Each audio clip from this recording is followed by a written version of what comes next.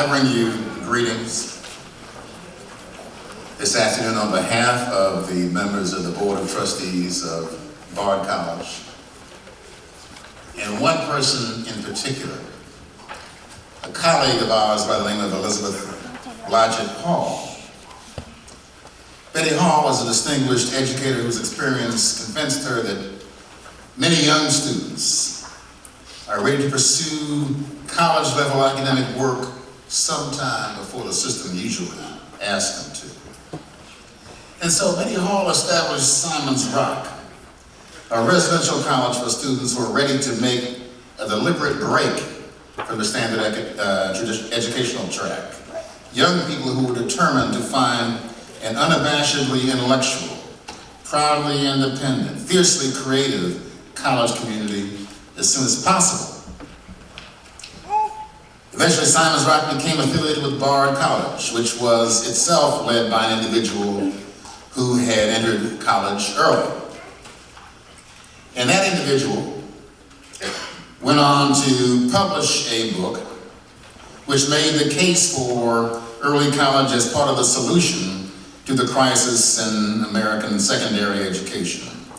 This book brought the idea to the attention of the New York City Department of Education, which challenged Bard to make the concept work in a public educational setting.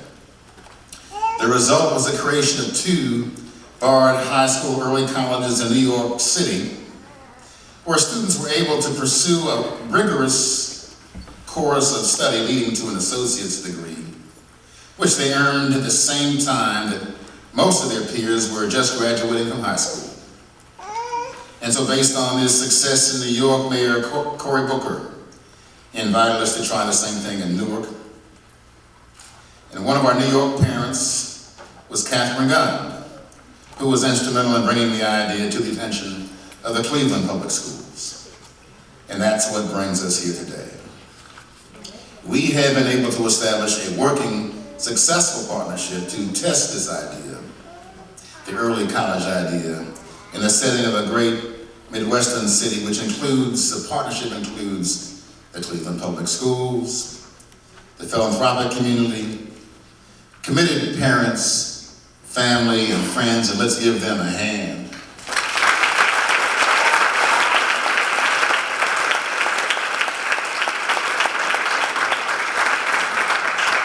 And most of all, this cadre of highly motivated and ambitious, talented young people who rose to the challenge, the class of 2016.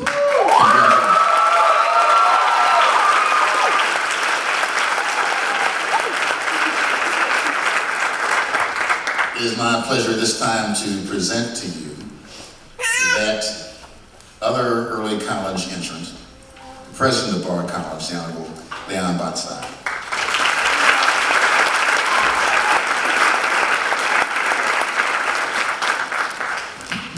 So on behalf of all of us at Bard, I want to congratulate the graduates of BHSEC Cleveland. You're pioneers. It's a small group, and every year it'll get larger, but being the first is always memorable. So I want to congratulate each and every one of you. You must have all come out of a different high school in order to start at BHSEC Cleveland, and leaving a high school and leaving a familiar environment to start the college program is not easy. And so I hope it turned out well, and your family and also the faculty and staff of BHSEC Cleveland should be very proud. We at Bard are very proud to be in Cleveland. As Charles Johnson said, we actually think that this country doesn't do its adolescent proud in terms of what happens to them in school. And we think that much more could happen to them than usually takes place in the public schools. And contrary to many people, I'm not pessimistic about the public schools, and I think something can be done, and especially if we work together. BHSEC Cleveland is the result of a collaboration, as Charles said. And that collaboration includes the city and private philanthropy. But the most important part of that collaboration are those that run the public school system. And Cleveland is blessed with a CEO. I think they used to call them superintendents, but they've changed the imagery. He has been here longer than most superintendents stay in any kind of job in public education. And in the years he's been here, he has been able really to, with the mayor and with the governments here in Ohio, city and state, to really make a real difference and transform public education in Cleveland. And he's been highly praised for that. The Cleveland Plan, which I think probably we're a small part of, represents a real desire to make a difference in public education, and without partners in the public system, BHSEC wouldn't be possible. And so it's with tremendous gratitude and admiration that I introduce to you the Chief Executive Officer of the Cleveland Metropolitan School District, Eric Gordon.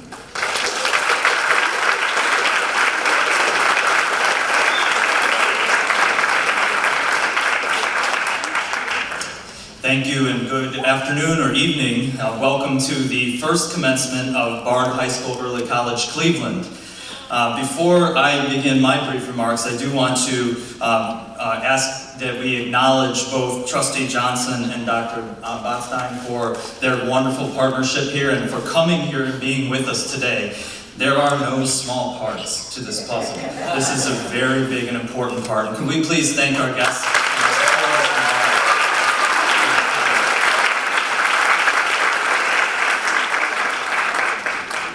So I'm supposed to bring welcome, but I have a little tradition and I need to start it here with Bard High School Early College, Cleveland as well.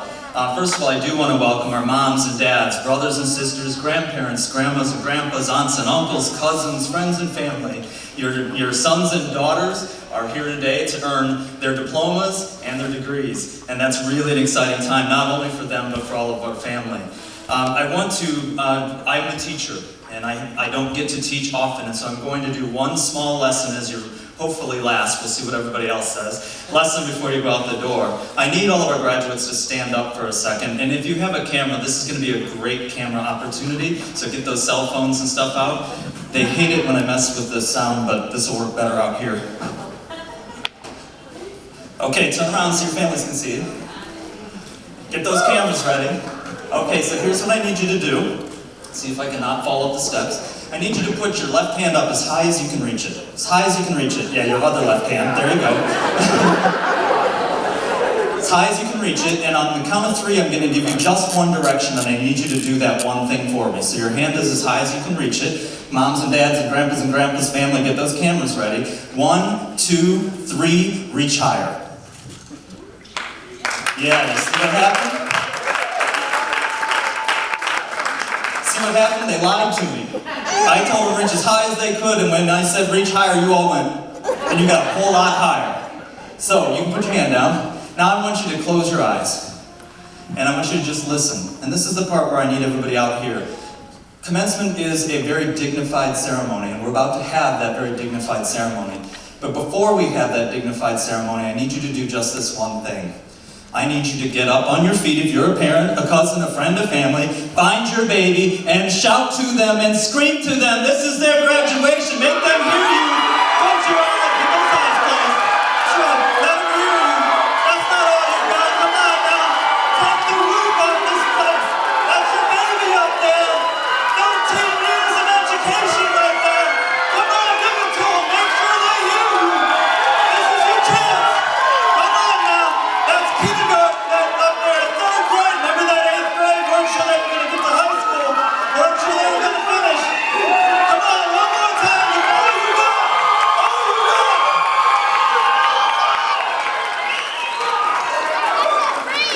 Not bad, huh? Have a seat, ladies and gentlemen. Let me tell you the lesson here. Here's what I want you to know. You got here after a lot of hard work. Along the way, you may not have thought you would get here. You may have had other people tell you you won't get here. You may have people tell you that you're black or Hispanic and can't be here. or that you're female and can't be here, or that you went to a Cleveland public school and you can't be here, but you're here. But, ladies and gentlemen, yeah, you can applaud that.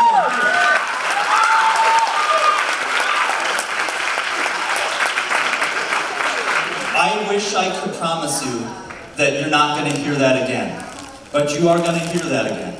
I wish I could promise you that you're not sometimes going to think you can't go any further, that you've reached as far as you can go, but there will be times that you do feel you've gone as far as you can go. And when those times occur, I want you to close your eyes. I want you to remember the sound of that cheering crowd who love you dearly and are proud of you not just today, but every day. And I want you to reach higher. Congratulations to the BARRETO High School Early College.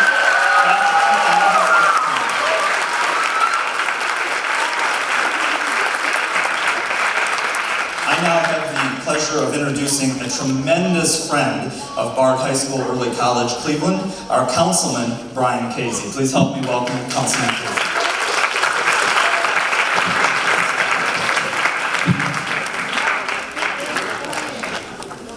Thank you, Eric, Mr. Gordon. 28 years ago, this year, I was on the other side of the stage, and I think back to my high school days, and I thought, wow, did they go fast? And then I think the next 28 years, I'm like, wow, they went even faster.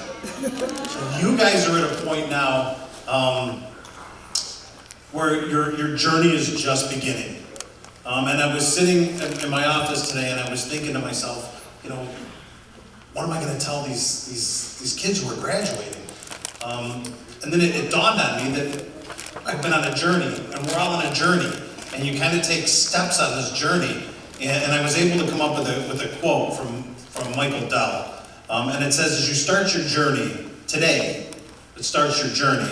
The first thing you should do is throw away the store-bought map and begin to draw your own. And that's what you guys are doing today. You guys are starting to draw your own map.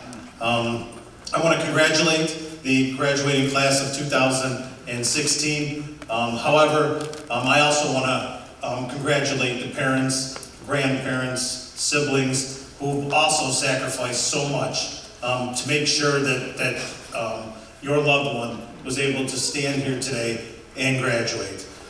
You guys are the future. The sky's the limit, as CEO Gordon just indicated. You guys are responsible now for figuring out the solutions to new problems that are going to address not only you, your families, but the world in general.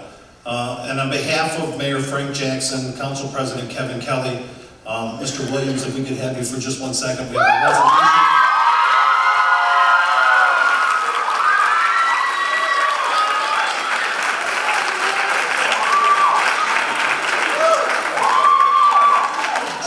Truly is a great thing, and I really am honored that I have the opportunity to represent BARRETO College in government in our city. And it's funny because my colleagues complain about the high schools that they represent, and I glow.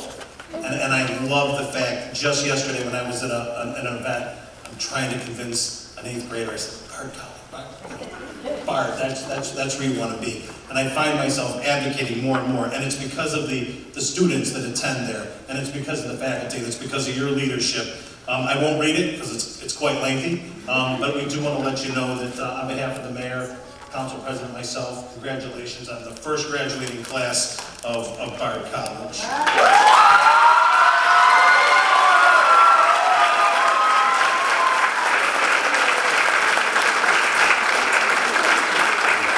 Also, to the graduating class, we want to let you know that City Council has also recognized you, and with your diplomas, you'll be receiving a scroll from the City of Cleveland on what a great job you guys have done.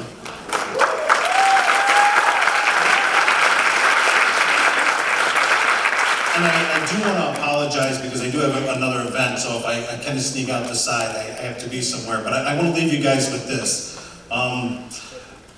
In the words of a very wise scholar, Mr. Denzel Washington, He said one time, you'll never see our U-Haul following a hearse. You can't take it with you. I want to let you know that that's so true, and I'm going to ask you guys to live life to the fullest, give 100%, give back, explore to the fullest capacity of your ability, and always demand success. Congratulations to the class of 2016.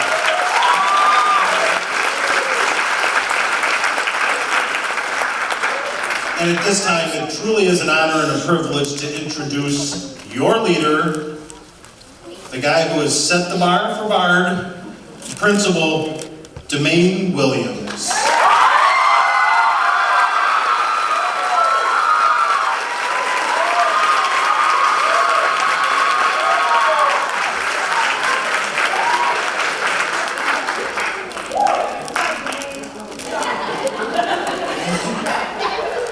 So we made it. This has been an amazing journey.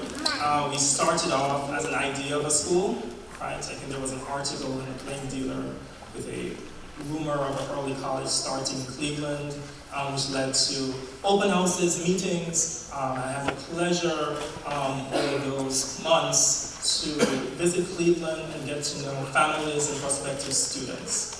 And 2 years later, we're here celebrating our first of many accomplishments, the graduation of our class of 2016.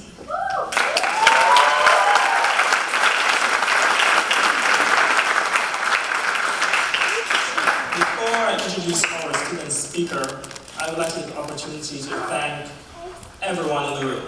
I'd like to thank those graduates for being true pioneers, taking the chance, working really hard, and doing something that wasn't done in Cleveland before. You will always be the first. Thank you.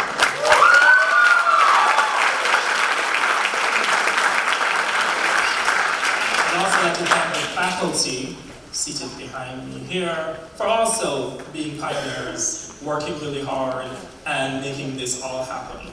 This school would still be an idea and a rumor if it wasn't for the people seated here.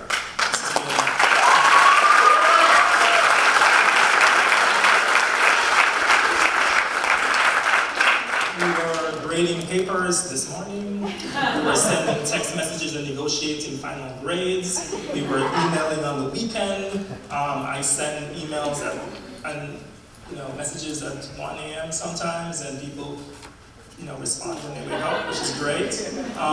So really thanks to them, the faculty and staff. Thanks also to all the parents and supporters. It takes a lot to accomplish what these young people have accomplished, and I know that is because of your support. And finally, I'd like to thank our students, non-graduate students in the audience. Please soak it all in. Use it to motivate you, to push you, so that you will also be celebrating when it's your year. So, thanks to you all. And without further delay, I'm going to introduce our student speaker. One of the things in school startup that I really like is that I get to wear many different hats. One of the first hats I wore was as admissions director. I went around Cleveland at libraries and churches and did interviews of prospective students. One of the students I interviewed was JEHIEL BARRETO. I went back and looked at my file to see what I said about JEHIEL the day I met him. And no surprise, it was glowing.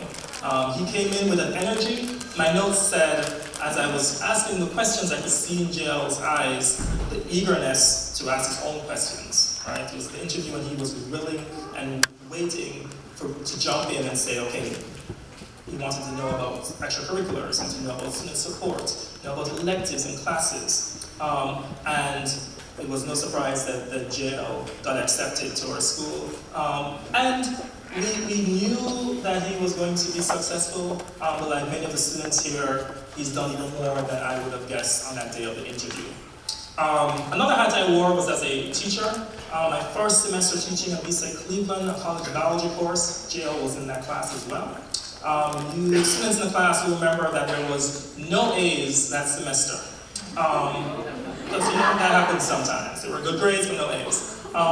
And some of the students, including JEHIEL, said, wow, I worked really hard, why did I get an A? And I said, look at the syllabus, this is what I'm looking for, you have me next semester, make it work. And JEHIEL did. Second semester, he got an A, the only A in that class. And so this is painting a picture of who JEHIEL is. JEHIEL is a pioneer. He is the first. He's the first student in this graduating class to get accepted to college. He got into Cleveland State first. And we all celebrated that first college acceptance.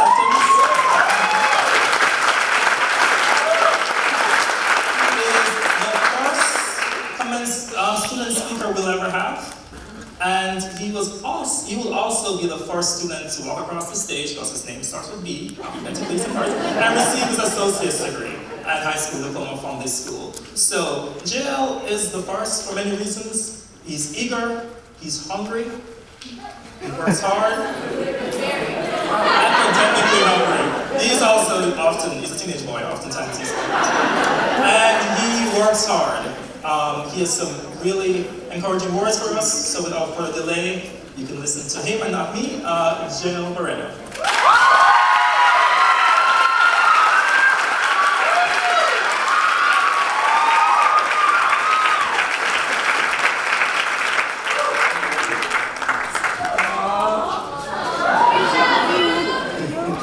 You made me cry.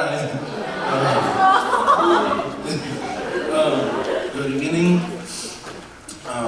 First, I would like to start by saying something to the year twos. See you tomorrow at 9, because we gotta be in school for the rest of the week. Secondly, I would like to thank my fellow peers and the faculty for giving me the opportunity to speak today. I would also like to give thanks to President BOTSTEIN, the CEO of Cleveland CMSD, Eric Gordon, Mr. Waldo, Dr. Williams, all the faculty and staff, all of the other distinguished guests who are present today, and all the extended families and friends of the ones who are graduating, and my fellow students, for supporting us on this very special day. Without this broad support, the mission of BART would never come to fruition, and I wouldn't be getting my high school diploma or my associate's degree today. I would like to take a moment to talk about our parents, guardians, and teachers. I thank all of you for all that you guys have done for us. Thank you all for supporting us, for giving us advice, for guiding us, for inspiring us, for pushing us to be better, for never giving up on us, and for being there when we needed you, and also for getting us ready for the next chapter of our lives. We truly couldn't have made it without you all, and I truly cannot be grateful. I cannot express how grateful I am for that. Lastly, I would also like to give thanks to Wikipedia, the charts and Spark Notes.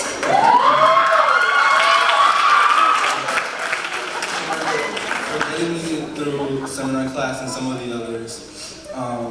What I learned from this was that they do not typically generate a good paper. It's one-sided, so advice to the upcoming college students. These resources aren't good enough, so don't rely on them. Because you don't want to sit out the rest of those disappointing face, especially on Severance Week. So, our graduating class is one like no other. Our graduating class stands out for the desire to succeed and our desire to take advantage of new situations and opportunities. I mean, we all took a big risk at coming into a school that didn't even exist yet. But we all chose this school because we knew what was right for our future. And we see that our initial opinions about BARD are correct today. We're also a very weird, unique, and kick-ass group of individuals.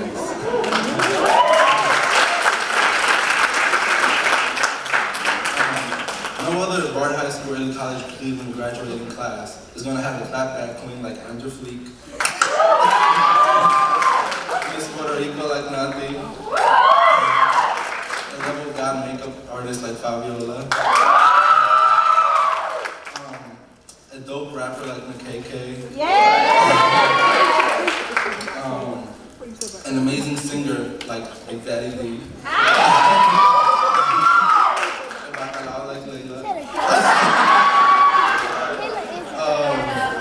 a person so passionate about government conspiracy conversations like Cali. An amazing silent corner of the room like Alyssa, Alethea, and Anastasia. A person with the worst British accent in Cleveland like Brian. A person so passionate about superheroes like Frankie. A tenacious worker like Michelle. An athlete like Julius. And a self-king like me. This type of uniqueness is what makes us a great class. I'm truly going to miss all the beautiful memories I had with you guys. From listening to our intellectual answers and jokes in seminar class, to having a blast on our college road trip adventures, to dancing to Uptown Funk in Miss Ecker's class, to shooting zombies at the Mapleside Farms, to everything in between and more. No one will ever be able to replicate us or the experiences that we shared here at Bard. This chapter of our lives is reaching an end, and it is truly one to remember. In just a few days, we will have walked separate ways, whether that is to stay here in Cleveland, to go to New York, to Puerto Rico, or beyond.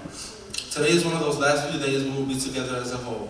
So let's treasure the unforgettable moments we made here at Bard. Let's use the good moments to enlighten our perception of the past. And let's use the bad moments as proof that we can surpass our difficulties. Let's not lose the essence of who we are, and let's be open for the growth of the development of our unique personalities. Let's not lose, I said that again. Embrace who you are and do not let others' opinions drown yours down. As we embark on the ships of our future, let's not forget the valuable lessons that we learned these past 2 years. If I learned something while having the privilege to be here at Bard, it is to think outside of the box, because as we have learned, Bard is a place to think. I learned to think of what no one else has even considered to think. And I also learned to be different. We need to be who we are because we are unique, and being here at Bard has added on to that uniqueness. If you think about it, no other person in this entire world has your handprints or your fingerprints. Not even our twins. I lost one. Yeah. No one in this world has experienced what you have experienced in that order, in that way, at that time, in that place. And no one else has had the privilege to be part of the experience that comes with being a Bard student other than us. What I'm trying to say here is that, what I'm trying to say here is that there's no one like you, and the Bard has given us the confidence to know how important that is. When we come together, we can share our uniqueness with each other. So let's hold on to what makes us different. We need to learn to be different. So what does it mean to be different? Being different means being the outstanding one. Being different is not being afraid of challenging the norm. It is making your own path and following it. It means finding and creating new ideas. It is diverging from society's idea of just doing the bare minimum and being normal. It is accepting a challenge that no one wants to take. It is thinking outside of the box. And it is differentiating from the norm. Being different has its challenges, but in the end, it's worth it. Today's a good example of that. We, the graduating class, have been challenged in an innumerable amount of ways. But all these temporary high school and college challenges have their pay. In other words, going through all that we went through is worth it, because today we're finally graduating with our high school diploma and with some of us with our associate's degree. I wish all of you the best on whichever road you choose to take in life from now on. I'm sure that we will all do great things, and I'm so excited to see what they will be. So don't ever lose the essence of who you are, because that uniqueness and that difference in you will take you places. Have a good evening, and congrats to the class of 2016!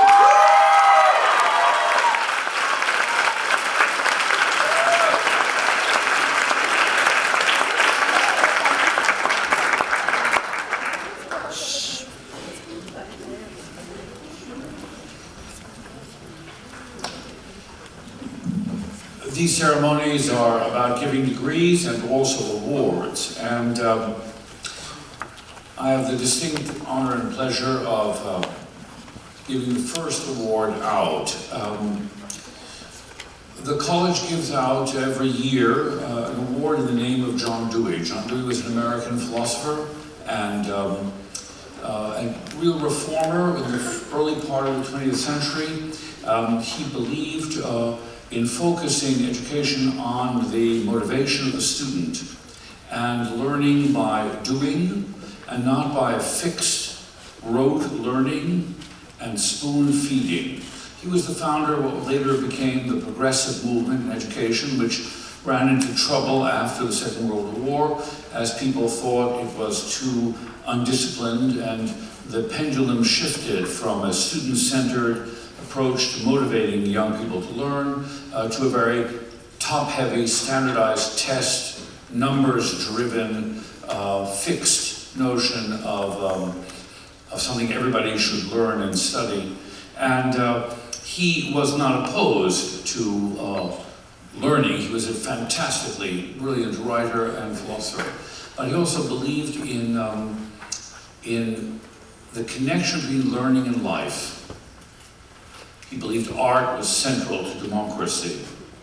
He believed that thinking independently was crucial in a free society.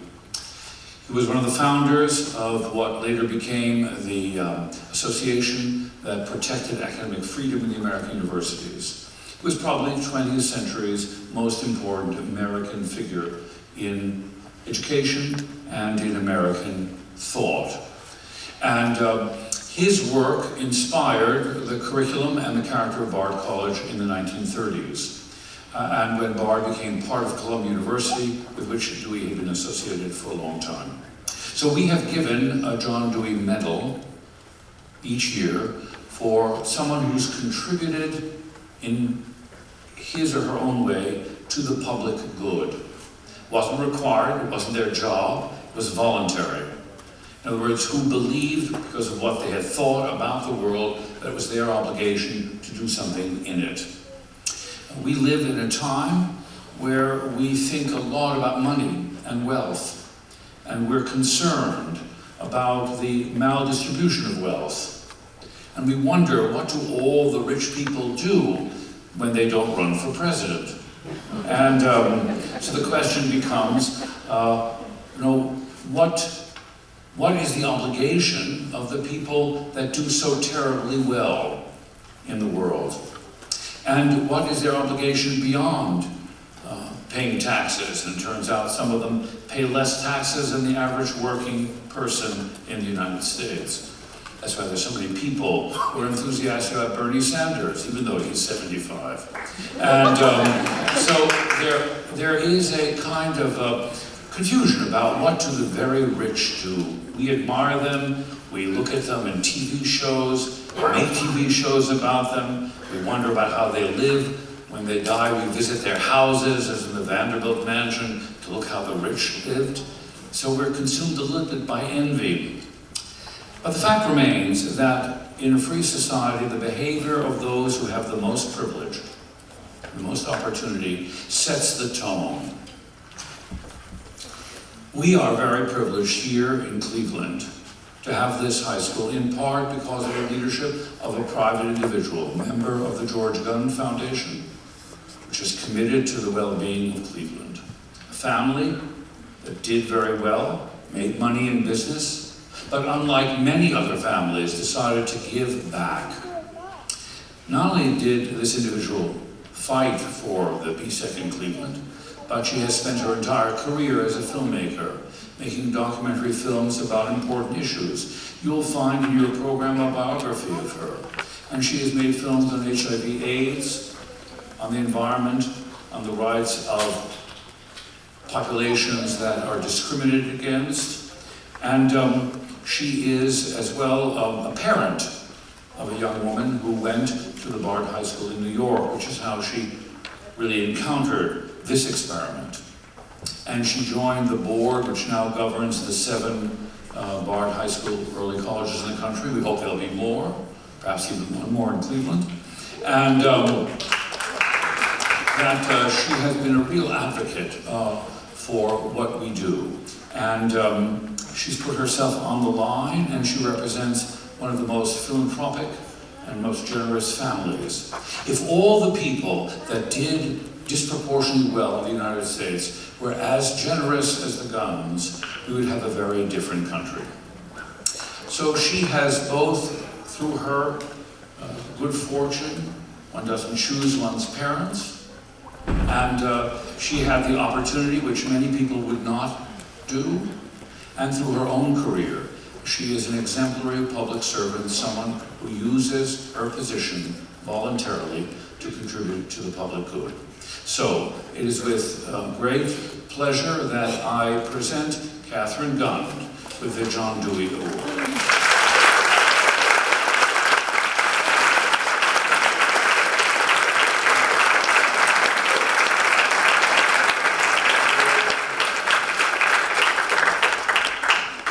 The President of the United States can do this to veterans, I can do this to Catherine.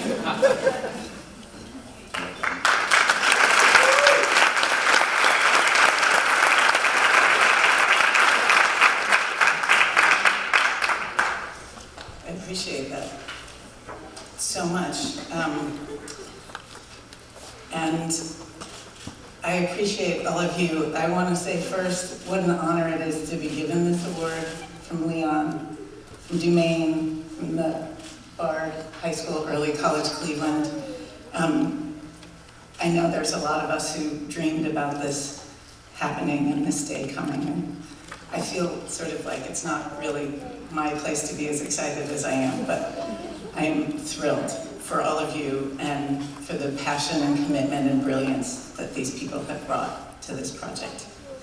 And I want to say to the graduates that it's so cool to be with you right now. When my daughter graduated from BHSEC, we were all going crazy because you are, some of you, the first in your families to graduate from high school, more of you the first to graduate with a high school degree and an associate's degree, and every last one of you is the first one to get a high school and associate's degree from Bard High School, Early College, Cleveland.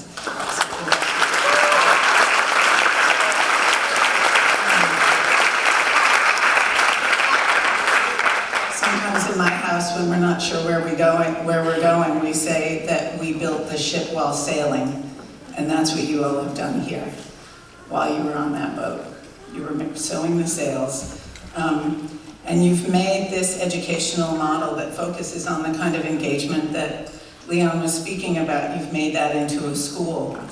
My daughter graduated 2 years ago, and she's at college now, and I know that she's using that muscle memory that she got while she was at BHSEC Manhattan of thinking and questioning and digging into every passion that motivates her. It's a really good school, right? She's brought that with her to her college.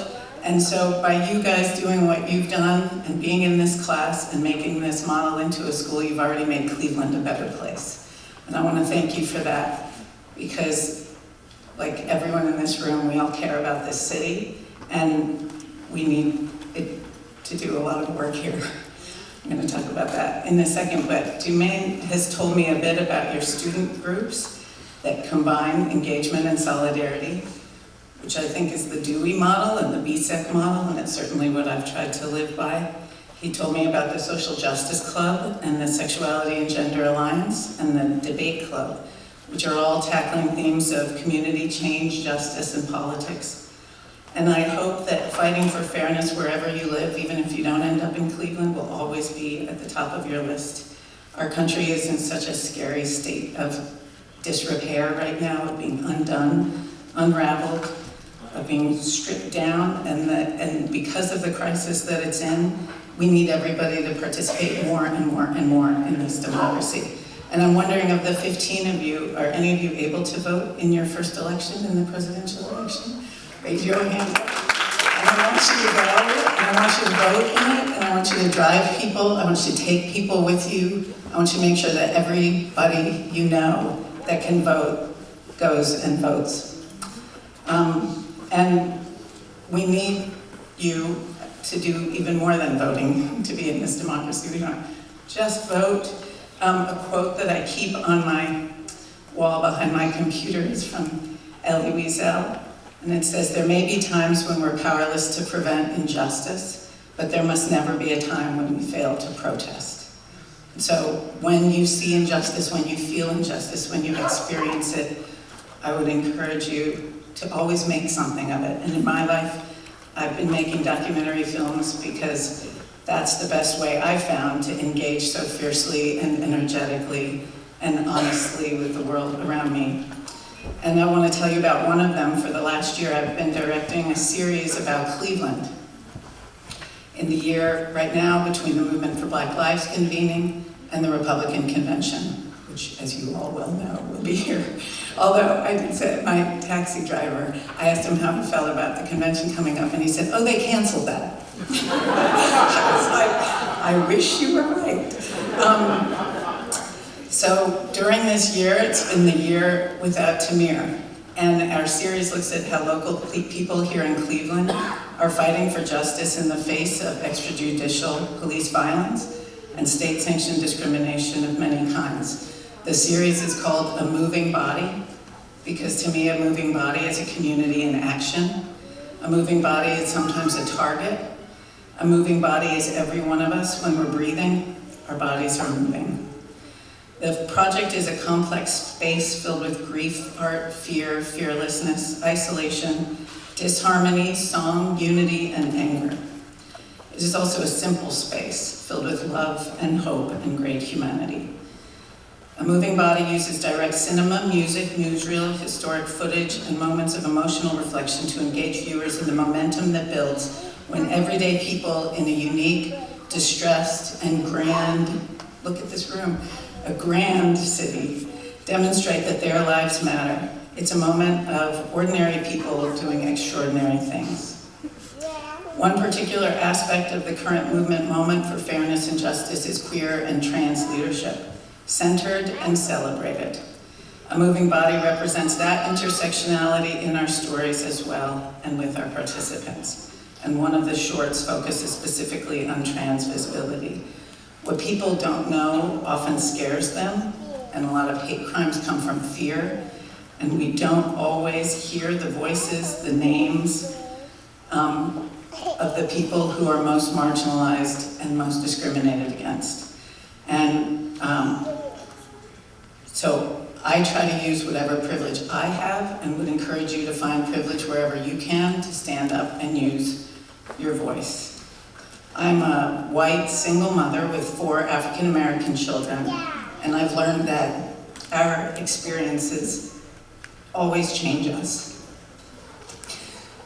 When my twin boys are the age that Ta-Nehisi Coates' son was when he wrote him Between the World and Me, which I hope some people in this room have read, and I would encourage all the young men to read it.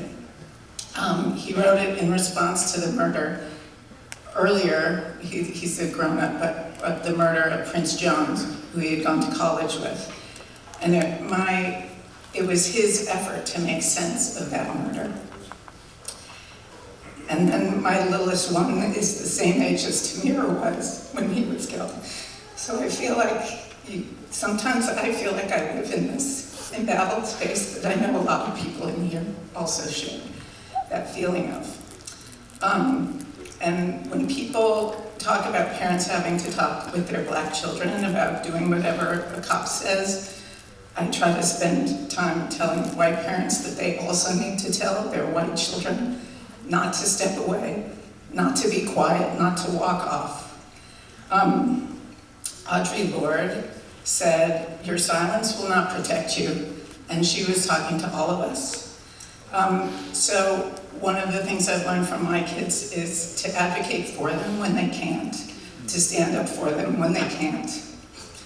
I'm so upset. It's your children and your parents are here, and there's so many people in spirit in the room who are involved in getting you here and who care about where you go and what you do in your life.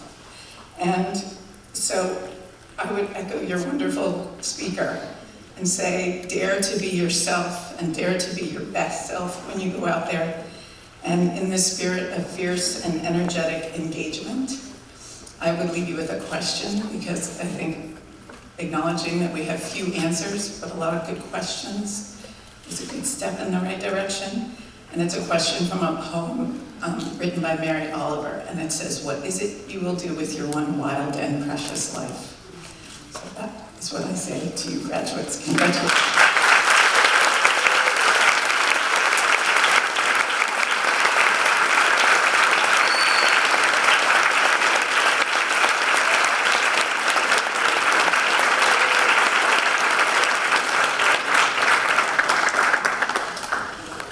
So we're going to keep the celebrations going with some other awards. These are awards from our faculty to our graduates. Various faculty members in different departments will come up and give awards for academic excellence. We're going to start with the Science Award, Dr. Wang.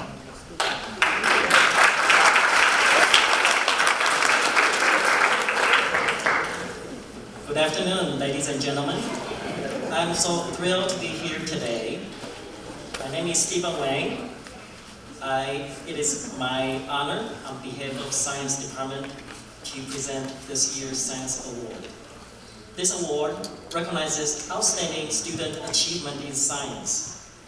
The one scholar that stood up because of her sheer determination, academic excellence, and resilient energy in pursuit of her dreams in science will walk away with this award.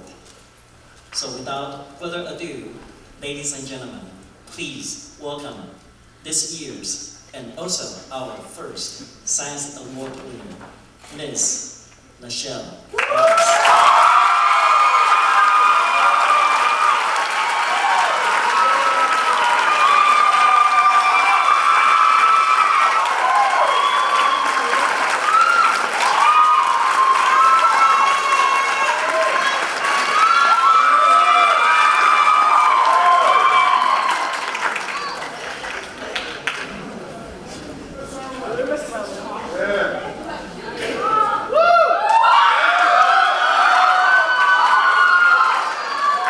Good afternoon, everyone. My name is Surisha. I'm the math instructor here. First of all, I want to congratulate the class of 2016, parents, and all the faculty members here today. Today, it's my honor and great pleasure to announce the outstanding student in the math department, and this award goes to, once again, JEHIEL Evans.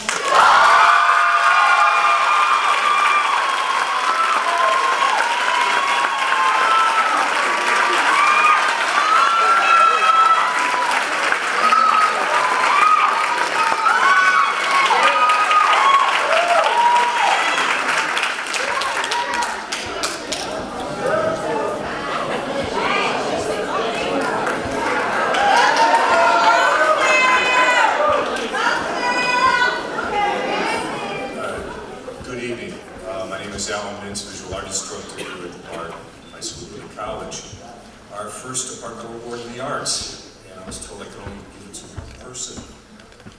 I looked for someone who had persistence, always had good questions, always had curiosity, finally passion. JEHIEL BARRETO.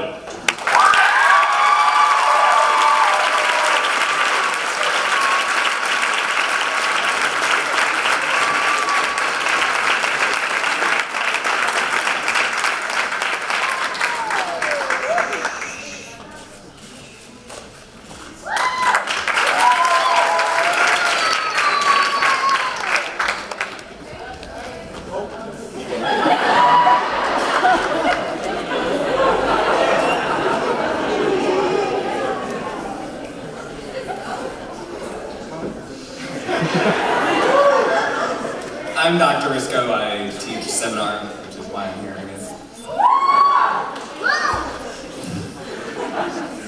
A good student challenges me to be better at teaching, and a great student offers me the opportunity to learn. And the best students remind me why I loved being a student. And there was one student who reminded me of that by making me jealous of how generous her readings were and the ease at which she brought them into her life, from Plato, to Milton, to Ellison, to Morrison, and it is my great pleasure to give the seminar award to Angelique McGuire.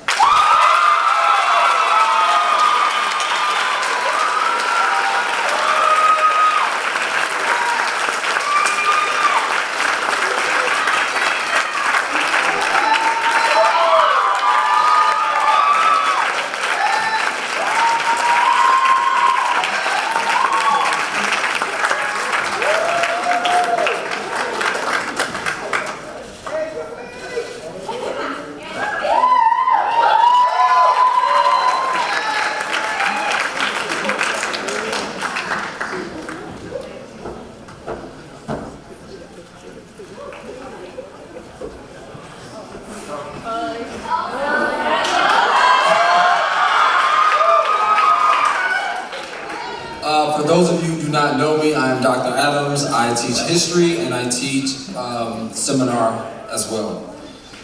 It is my pleasure to present the Humanities Award to a young lady who, in my opinion, has consistently embodied the personal and academic qualities of a BHSEC student. She is a true intellect, a determined, tenacious, and outspoken advocate who has provided leadership for her class and school from the day she stepped on campus. It is with sincere honor that I present the 2016 inaugural BHSEC Humanities Award to a young woman whose name you should expect to hear again in the not so distant future. Again, come on back up, Miss Angelique McGuire.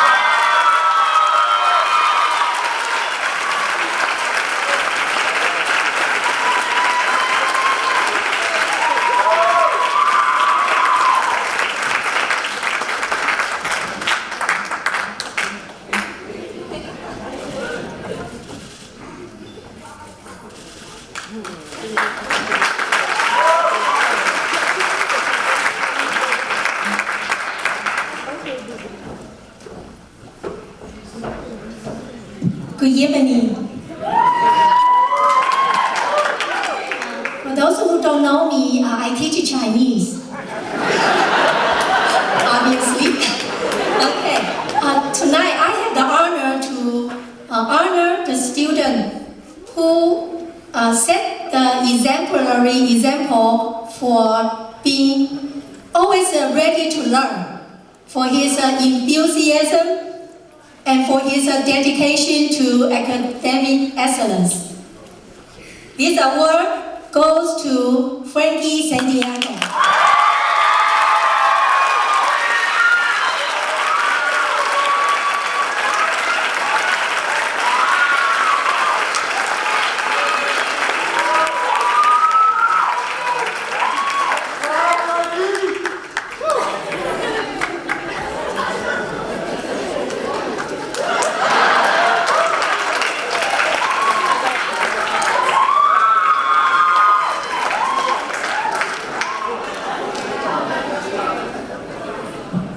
Buenas noches, good evening. I'm Irene Clement, and I am presenting the first English award to a student who has made my job very easy to do. He has worked hard, has consistently turned in his homework on time, and has never missed an assignment. This award goes to JEHIEL BARRETO.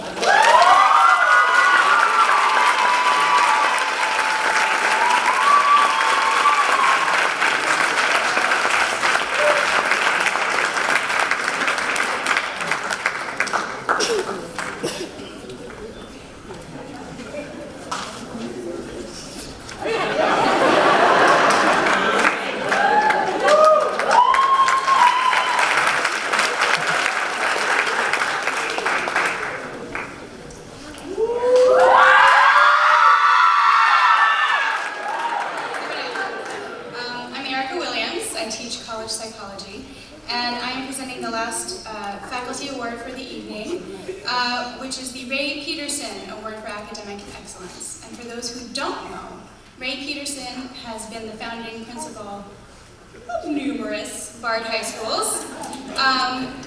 a scholar, someone with passion, and someone who was so dedicated to the mission that he came out of retirement not only once, but twice, am I right? Twice, to rejoin the mission for BHSEC. It is a sincere pleasure to award this award to a student who really shows the same flavor of mission and commitment. This is a student who, when you see her name on your roster, you are excited. Because when she is in your class, you know that her drive, that her thirst for knowledge, that her mission is contagious. She's a student who can always find something interesting, to find something in even the most dull of psychological texts, perhaps, something that is useful for the mission. I am especially proud that she will be taking her mission to Bard and Annandale this summer. This award goes to Angelique McGuire.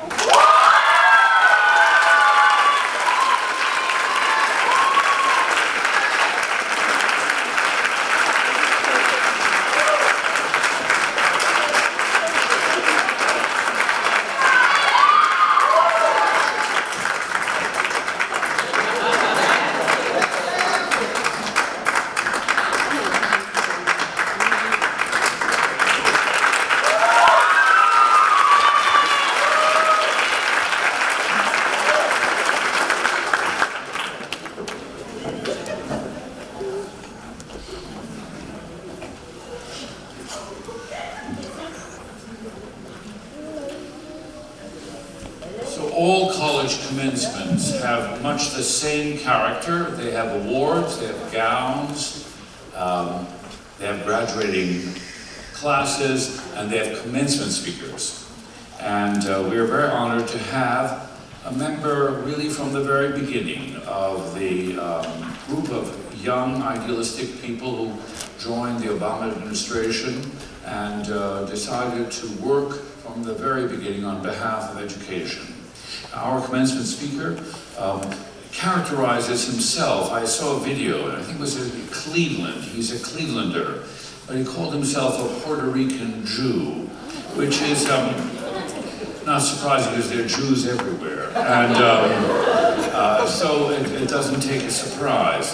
But it seems to me that what's very important is that he has spent his career, after having graduated from the Law School of the University of Chicago, where the president taught, among other things, that Eric Waldo decided that he was going to take a degree in education as well. And after studying at Brown, he did an education degree at Harvard, and then went to Law School of Chicago. But then decided to use his skills on behalf of advocacy of investments in education.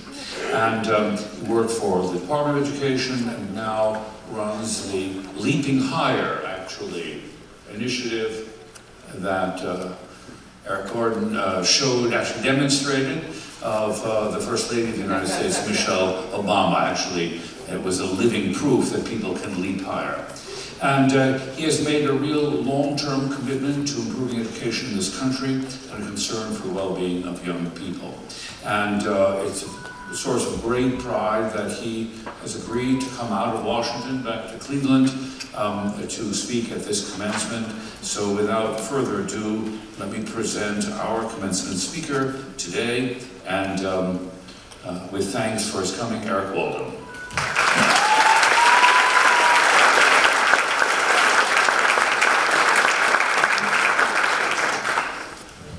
Good evening. The official term is Jew-Rican, is the Bard High School Early College Cleveland class of 2016. You are the inaugurating class. Congratulations.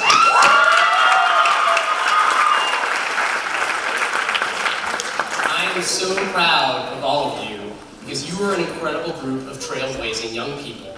And I have a message for you from First Lady Michelle Obama, and that is, congratulations, you did it, I knew you could.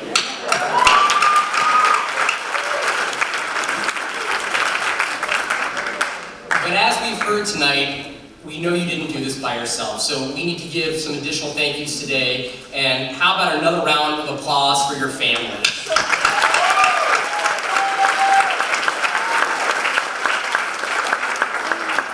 Maybe it was mom or dad pushing you to study just a little bit harder for that ACT or SAT. Maybe it was grandma who said, don't give up on that college essay after just one draft. And I want you to apply to just one more college. Or maybe it was a brother, or an aunt, or a cousin who said, I know you can do this. I want to see you fill out that FAFSA form. Well, this is their day too, and they deserve our love and support. So one more time.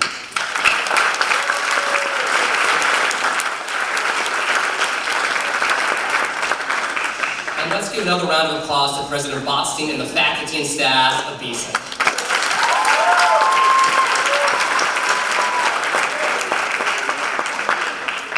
I don't have to tell you what a special group of caring adults you have here. They care deeply and fought right alongside you, occasionally maybe with you, to push you to get you to this day. And that meant a faculty member coming in early to help you to get another study session for that seminar sequence. It meant hour after hour, session after session, to master that introduction to Chinese class. It meant teams of adults at Bard High School Early College Cleveland coming together because they believed that you could do something phenomenal. And today demonstrates just how far ahead of the curve Bard High School Early College Cleveland has been. The U.S. Department of Education thinks early college is such a good idea because of programs like this that today the Obama administration announced efforts to expand dual enrollment opportunities to over 10,000 more students so they'll have access to high-quality programs like this at 44 institutions with access up to $20 million of Pell dollars. You guys show that.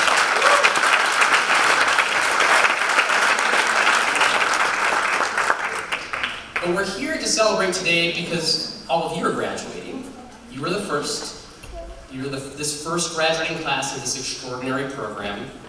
And whether you know it or not, you've already answered the First Lady and the President's call to reach higher by pursuing your education after high school. Her Reach Higher initiative encourages all young people in the U.S. to get a degree after high school. Because right now, in today's global knowledge-based economy, a high school education simply is not enough. And that's why we encourage people to get a 2-year degree, a 4-year degree, a community college. But some education past high school has to be the goal for every young American, and you're already on your way. You may not know this, but a generation ago, the United States led the world in terms of the portion of young people with a college degree. Now, we've fallen all the way to 12th among industrialized nations. The president in 2009, in his first speech about education, said that we want to reclaim that prize. We want to be #1 again in the world. And that's why she and the First Lady have been encouraging young people around the country to do just what you're doing here today. I tell people that you can think of Reach Higher as the First Lady as school counselor-in-chief for the entire country. Because she knows all of us need to be thinking about college. And Bard High School Early College understands that to be ready for college, you have to start early. Which is why it's so incredible that all of you have had the chance to get college credit while you're still in high school. You have a head start on all your peers. You already know that you can do this college thing.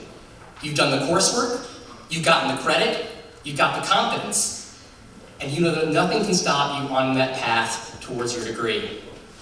And all of you have been accepted to college and are making big plans for what's next, whether it's a community college campus next year or a 4-year college campus. I understand we have a few folks who are still making a decision, but I'm confident you'll get there. And I know that each of you are choosing to invest in yourselves and your country, and I could not be more proud of you.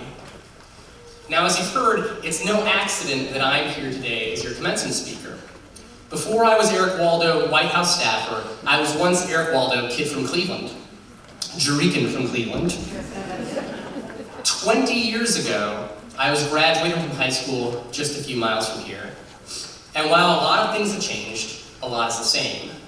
I grew up in the agony of almost winning Cleveland sports franchises. Go Cavs. I suffered through the never-ending winters. saw that snow yesterday. It's not okay. And by the time I graduated high school, like many of you, all I could think of was, man, I am just getting the hang of this. Why are they making me leave? And I definitely didn't think that one day I would work for the President of the United States and the First Lady. And I certainly didn't think I'd be invited to speak at commencements. Now let me be also very honest. I have virtually no memory of what my high school commencement speaker said. So I'm hoping I can be brief but memorable. What I'd really like to do is share a few good rules for life, or what I wish someone had shared with me when I was graduating from high school. I came up with 5 simple rules, and I'm hoping they might help you. So here are the rules for life that I've come up with. Number 1, be excellent. Throw yourself into your studies and into your work. Do not be intimidated by other people, because being great at class or being great at your job is all about hard work, and each one of you has already proven that you're capable of that. We literally now have education psychologists and cognitive neuroscientists who are telling us more about our brains. No one is born smart or born stupid. When you do difficult problems, when you do something challenging, your brain actually grows. Your IQ is not fixed. We have studies showing that with the right teaching, with the right engagement, you can go from a C student to an A student, 2 standard deviations, and that's in classes like physics and statistics. So don't let anyone tell you that there's nothing you can't do. You can be the best of the best. So there's really nothing stopping you. And that means you should go out there and challenge yourself. Take those hard classes, struggle, work hard, ask for help. Go to your professor's office hours and writing center, but always try to be excellent. And don't give up, because that is how you will get found out. That is how you will get discovered. And that's what's going to lead you to success in your life and in your career. And one thing I would add to that is that part of being excellent means being humble and putting your ego at the door. If you think a project is too easy, if you think you're not getting the challenges you deserve, or that you're capable of more, first show that you're great at what you're being asked to do. I promise you that opportunity will follow. Number 2, be kind. This one seems pretty easy, but you would be surprised. I really think people ought to be kind to one another simply because it's the right thing to do. But if that's not enough for you, let me also say that I think it's in your best interest. The people you meet in college, at your internship, on the street, for the rest of your life, you just never know what's going to become of them. Are they one day going to start that company that you want to work at? Maybe they'll be an investor who wants to invest in your company. Were you just cruel and mean to the next Mark Zuckerberg, founder of Facebook? In school, I always enjoyed the Greek myths, where gods would pretend to be beggars and nobody's on the street, and they would only reveal themselves after a test of character. Your goal is to make good relationships with everyone you meet. And those relationships, your good name, this is going to help you get to where you want to be. People think that networking is about finding someone powerful and getting them to help you. The truth is, the power of your relationships will be much more about how you treat everyone around you on a day-to-day basis.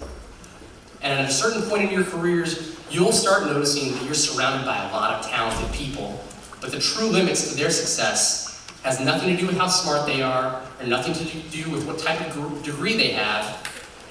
It's about how they treat the people around them on a day-to-day basis.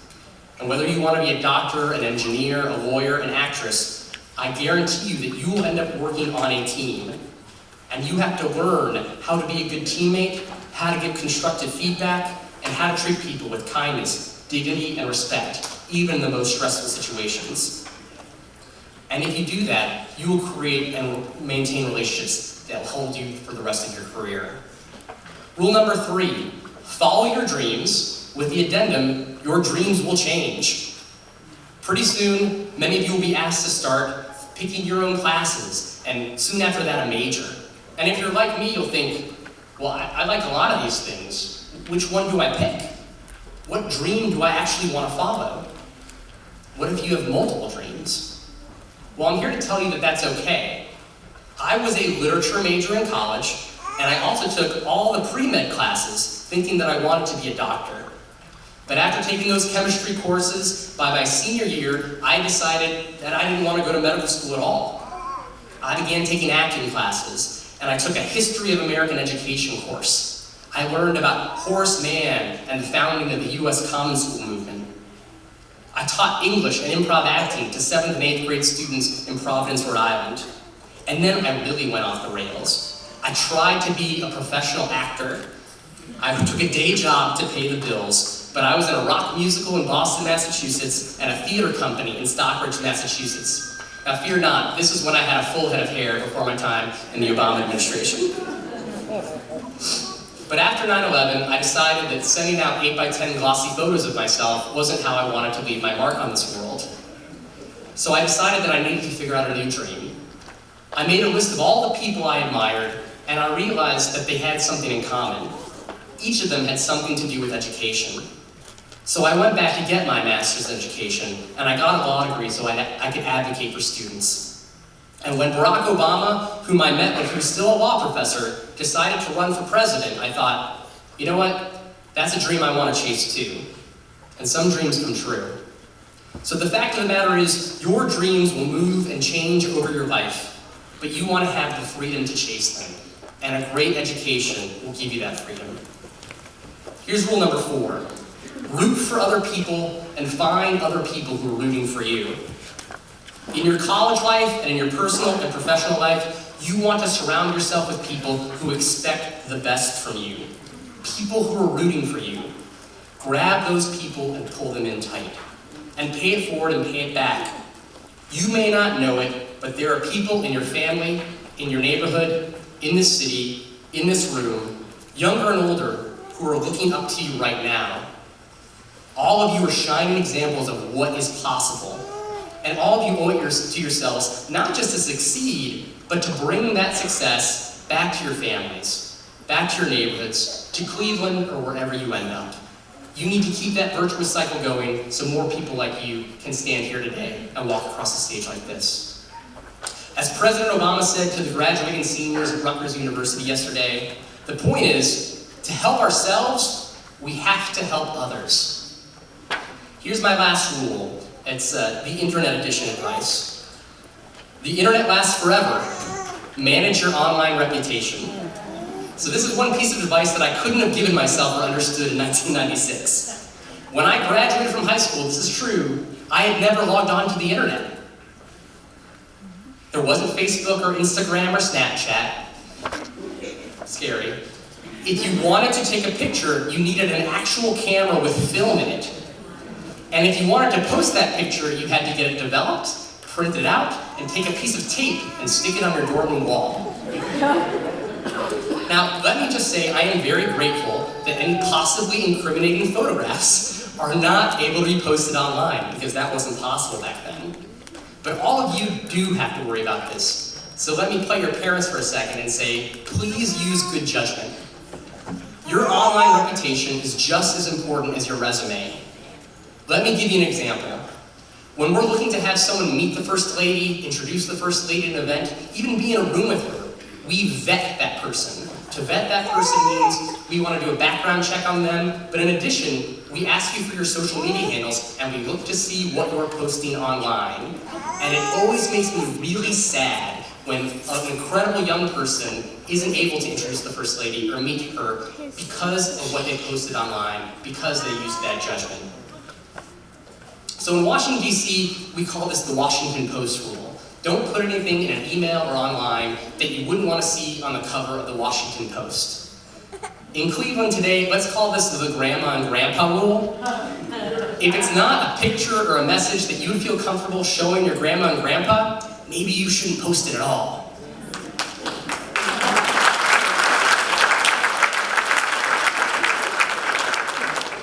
Okay, no more advice, let's just review. Number 1, be excellent, be kind, root for others and find others who root for you, follow your changing dreams, and don't put stupid things on the internet.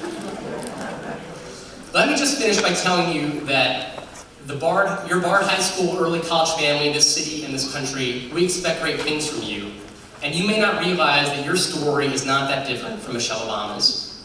You see, she herself was a first-generation college goer. She grew up on the south side of Chicago.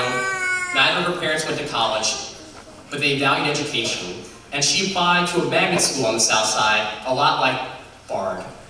And it made the entire difference in her life. Her brother Craig went to Princeton and was the first in their family to go, and the First Lady said, I want to follow him there. And even though there were people who told her she wasn't Princeton material and she couldn't do it, she waved off the haters and said, I'm going to go there, no one's going to stop me. She went there, and at first, she didn't feel comfortable. She brought the wrong size sheets to school, she didn't know how to pick college classes, and she felt really lost.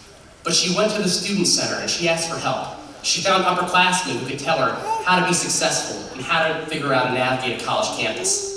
And then she kept setting her dreams even higher. She went to Harvard Law School, she met Barack Obama, and the rest is history. So I'm asking all of you here today to promise and commit to me that you're all going to finish high school and pursue your dreams. Finish college and get that terminal degree, and whatever you want to do, you're not going to let anyone tell you what you can't do. And because of great education, we all know here that anything is possible. So maybe one day, I will get to work for one of you at the White House. So I want to congratulate you. This is an incredible step on your journey. Keep reaching higher, keep giving back. Thank you, God bless you, and go Cavaliers.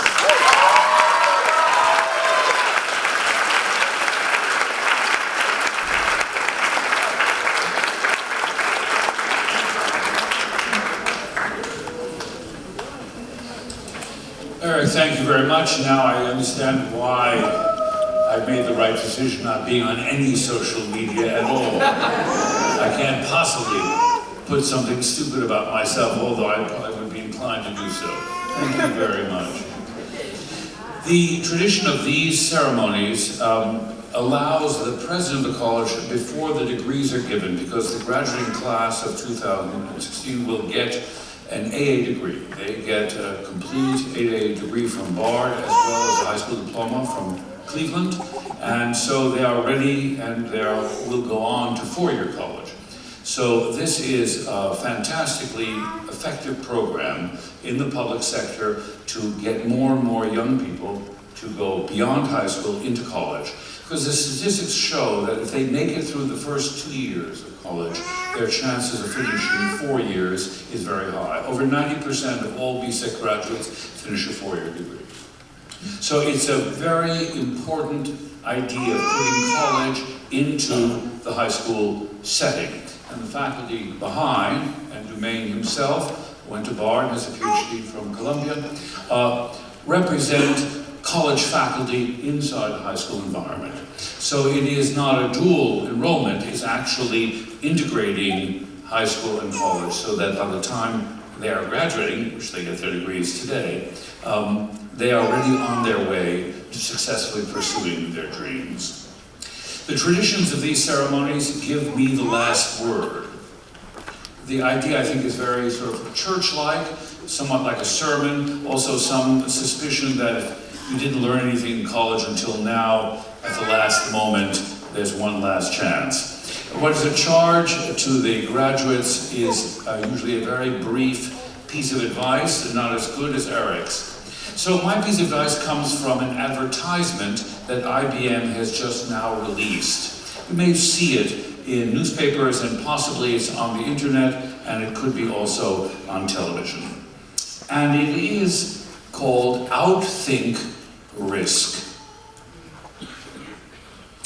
It's about a very high-powered computer program that can crunch numbers in such a way as to reduce the risk that you may encounter in making a decision, a business decision.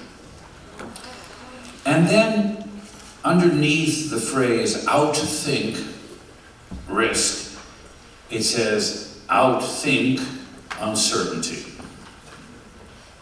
Now this seems plausible because there's so much data and there's so much progress in artificial intelligence, which means we can make machines increasingly seem like people.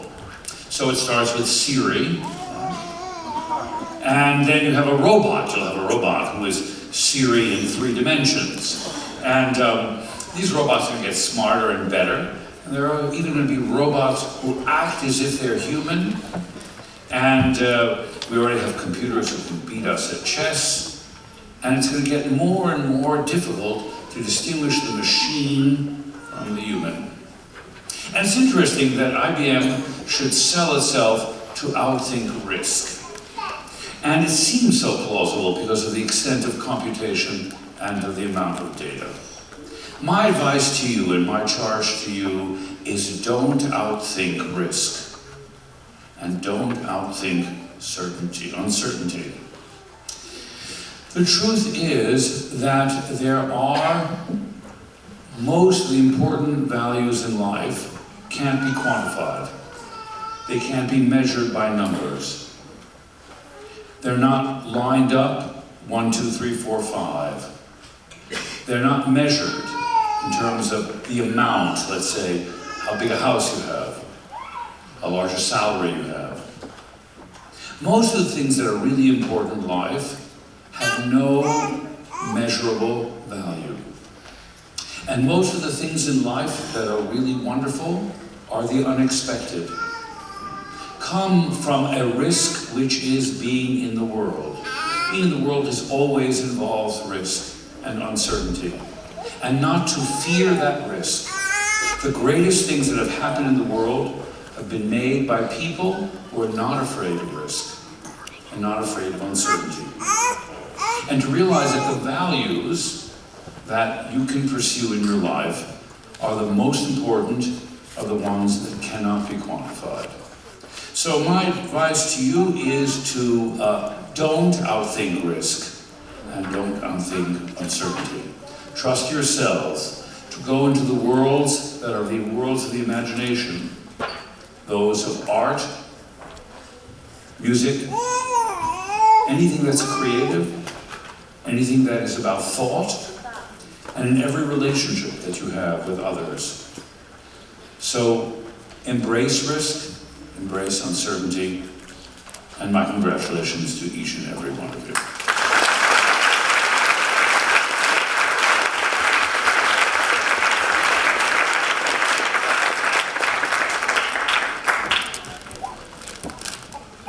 So, are you ready?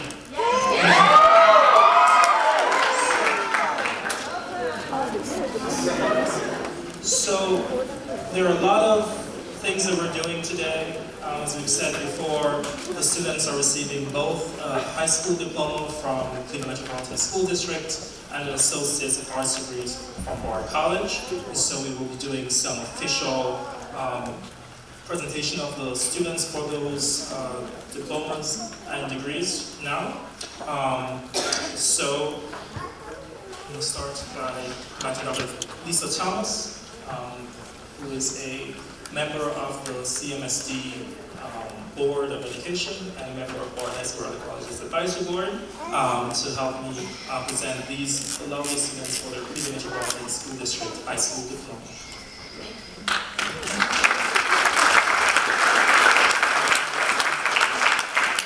Thank you, everyone. Before I begin, we've had an afternoon of recognition, and it's fabulous. An inaugural graduating class. How exciting is that? Parents, moms and dads, guardians, grandmothers, grandfathers, aunts and uncles, cousins, everybody's here. There's one person, I can't forget them, and of course our illustrious CEO.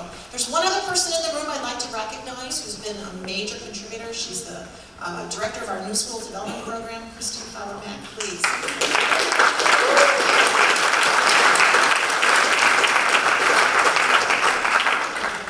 So this is the heavy-duty stuff, folks. This is where you have to go. Okay. Principal Williams, class advisors, members of the faculty, do you attest that these students here have satisfactorily completed the requisite course of study prescribed by Bard Early College High School? Bard High School Early College. The Board of Education of the Cleveland Metropolitan School District and the Department of Education of the State of Ohio?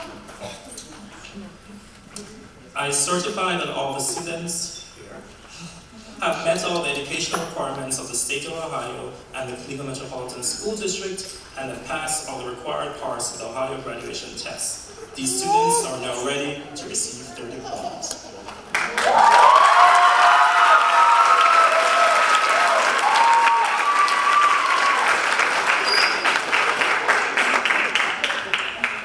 Now, by the authority of the Board of Education of the Cleveland Metropolitan School District, I have the high honor to bestow upon you, the members of the 2016 high school class of Bard High School Early College, the diploma of Bard High School Early College, along with all the rights and privileges thereto. Congratulations.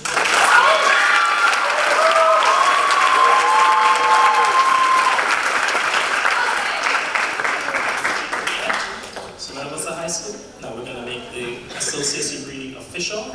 I'm going to ask Dr. Karen Rodriguez, Dean of Studies, Bard High School at the College Cleveland, to join me at the podium.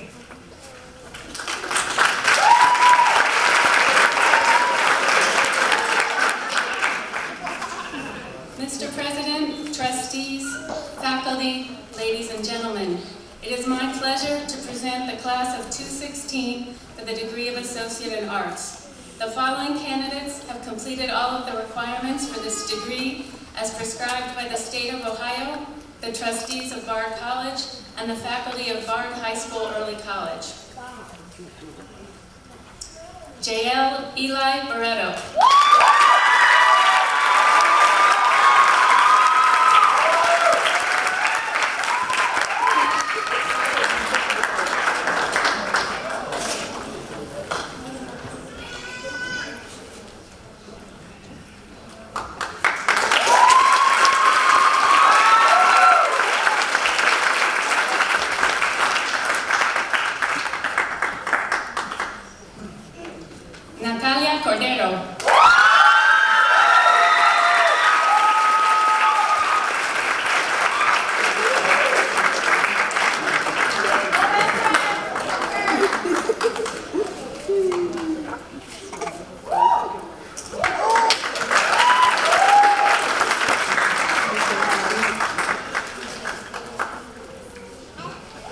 Nichelle Monique Evans.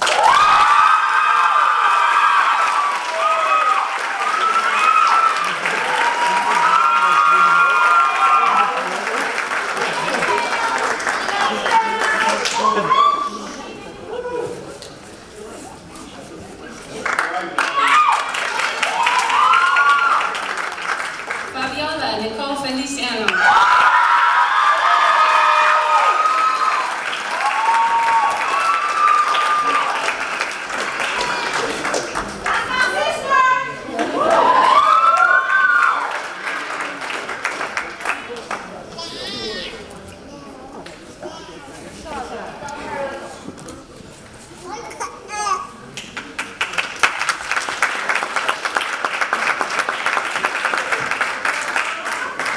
Dana Sejana Dennis Foster.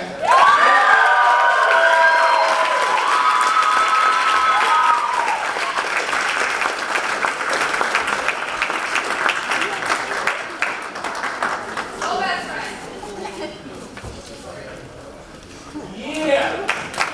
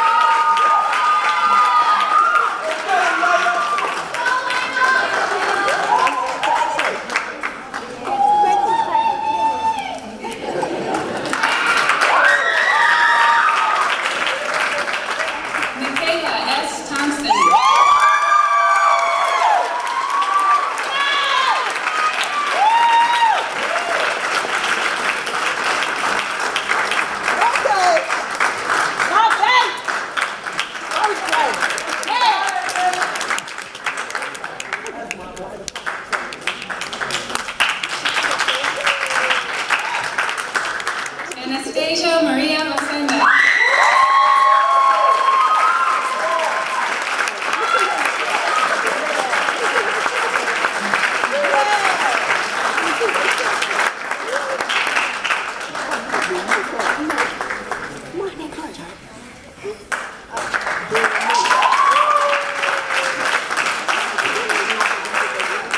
Julius Warren Jr.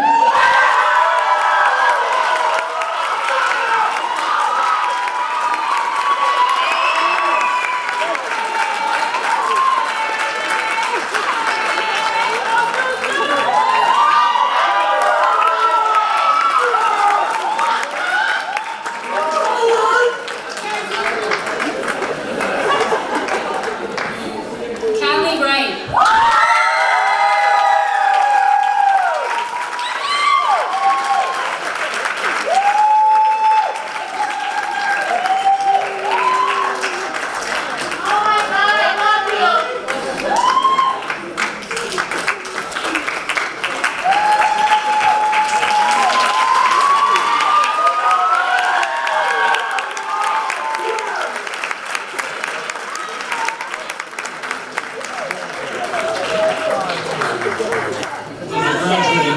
Will the graduating class please remain standing?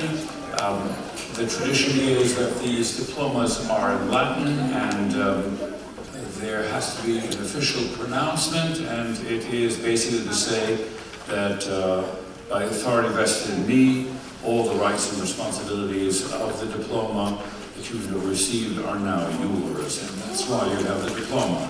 Auctoritate mihi commissa, vos ad gradum artibus, socii admito, omniaque jura ac privilegia, ad in gradum pertinentia vobis concedo, et in testimonium hoc diploma vobis solemne retrado. Congratulations to you all.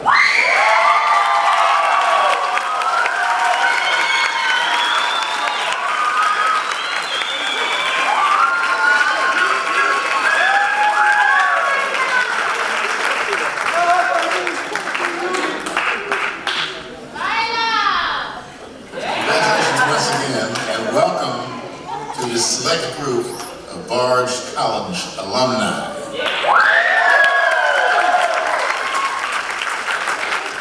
My pleasure again to present the Reverend Brian Register.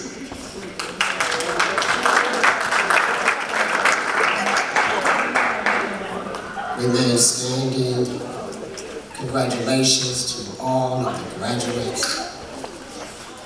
The preacher always has the last word.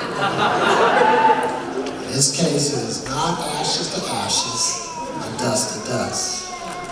My Bible tells me, to whom much is given, much is required. And let me say, before I give the benediction, just a special note, I would like to ask everyone to remain seated until after the ringing of the Burmese gong, following the benediction. Now let me say just a word. My prayer for each one of you, that God will help you remember that success is not all wrapped up in a diploma, a degree, or a piece of paper. Success is found with the curriculum of academics and human character and humility. My prayer for you is that God will help you use the curriculum as a vehicle to help someone better themselves. Use this curriculum as a tool to help someone achieve just as you have achieved. My prayer is that God will help you remember not to ever let the curriculum, however, make you so high and mighty where you become untouchable and reachable So much so where you forget where you come from. My prayer is that God will help you remember that true success is found when you use the curriculum as a tool to look back, reach back, and pull someone up to be successful and to reach their highest potential, just as you have and will. Let us pray. God, we thank you for the gift of knowledge. Give these graduates wisdom also, we pray, and understanding to use this knowledge to your glory and to help these graduates serve their community and this present age. Lord God, we thank you for every parent, every advisor, every mentor, every counselor, every teacher, every professor, every grandmother, every grandfather, every administrator, everyone who cared for and contribute to these graduates. We thank you, God, now. And now may the grace of God, the love of God, and the peace of God rest, rule, and abide with each one of us, now, henceforth, and forevermore. Amen. The Burmese spinning gong is played at the conclusion of ceremonial occasions. The reverberating sound we will hear conveys our fondest prayers and best wishes for success to the graduates. The gong will be struck 3 times. Following the last echo of the gong, the recessional will proceed. And at this time, let us welcome back to the podium JEHIEL BARRETO to come to the podium and ring Burmese